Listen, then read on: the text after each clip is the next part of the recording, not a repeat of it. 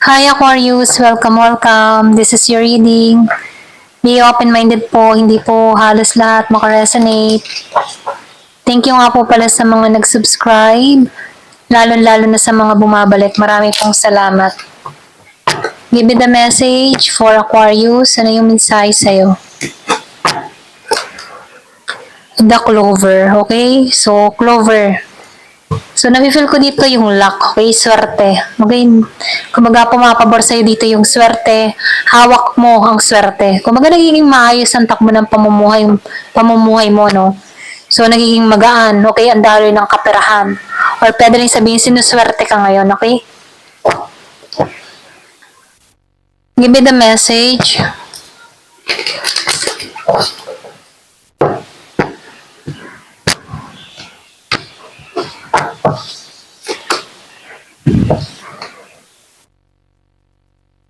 Alam mo yung tipo na kung bakit ka sineswerte dito, no?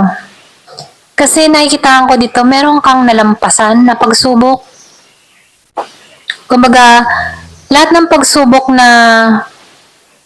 na-encounter mo, no? May hangganan din, okay? So, nakikitaan ko dito, blessing to, okay?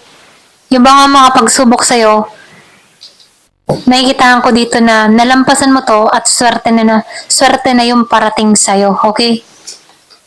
Kasi hawak mo na dito yung crown mo eh.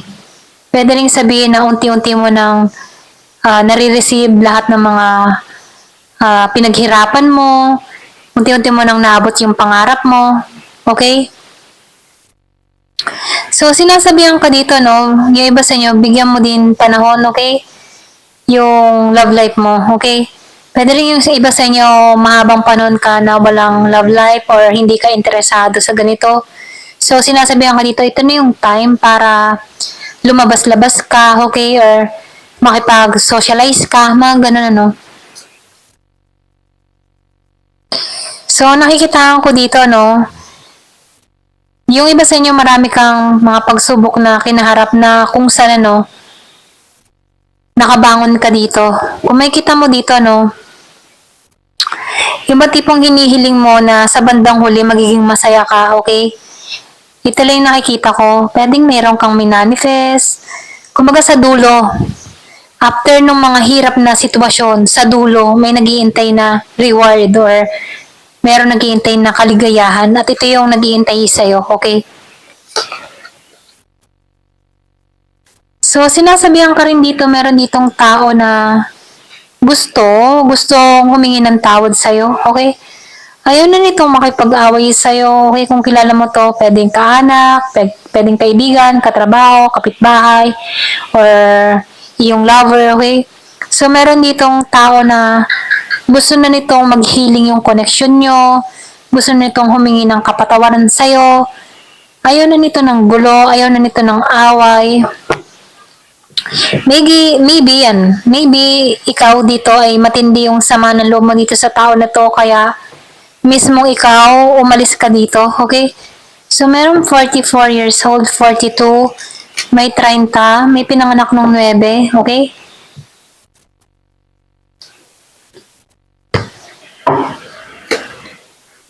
So, nakikitaan ko dito yung iba sa inyo, meron ditong letter, okay? Meron ka marireceive na message dito sa tao na to. So, nakikitaan ko dito yung bagong simula sa connection, okay? Or pwede rin sabihin sa pagitan nyo ng tao na to, nakikitaan ko dito yung paghingi ng tawad sa'yo, okay? Pwedeng kapatid, magulang, kaibigan, kasintahan, ano, merong kang nakasamaan ng loob dito na ayaw na ng gulo, gusto na ng tao nito na makipagkasundo sa'yo. So, nakikitaan ko dito, meron tong gagawin, mensahe sa'yo, okay?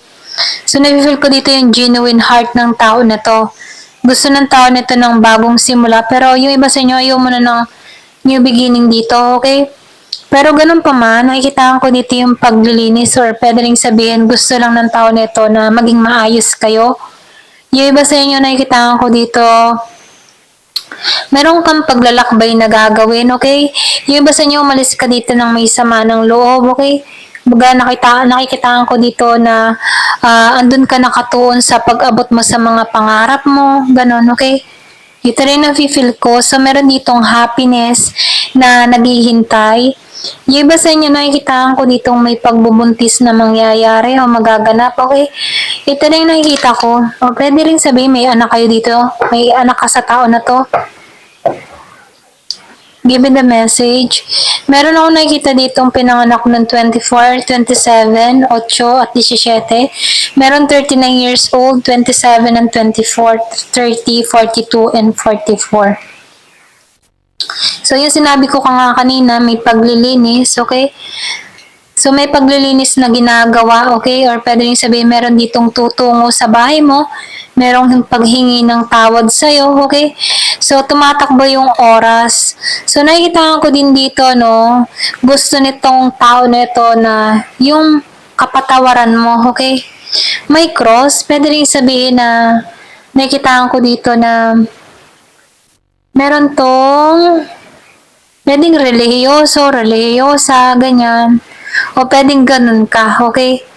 Pero ganun pa man, nakikitaan ko dito yung pagtungo sa'yo.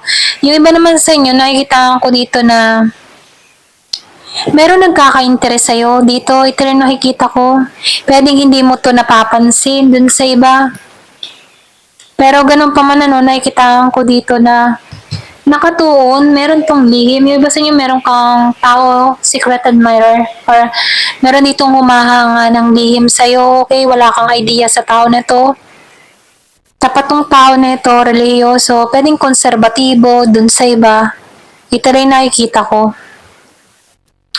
Then, nakikita ko rin dito yung iba sa inyo, meron paghingi ng tawad, okay? Kumbaga, kung meron kang past person, no, kahit kaanak, kaibigan, yung merong atraso sa'yo, no, meron ditong gustong makipag-ayos sa'yo, okay?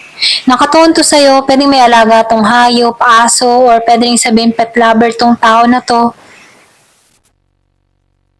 Pero nakikita ko dito nakatuon to sa'yo or nakasubaybay to sa'yo. Yung iba sa inyo nasa ibang bansa o nasa ibang lugar, may distance ka sa tao na to, okay? Pero ganun pa man, nahanap lang to ng timing sa'yo.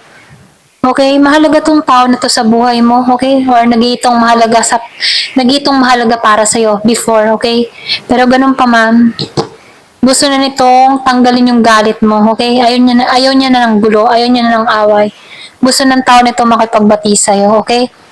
So, meron pinanganak nung 11, 4, 18, may 36 years old, 32, 39, okay? Ito lang yung nakikita ko. Ayan. Thank you for watching. Love and peace.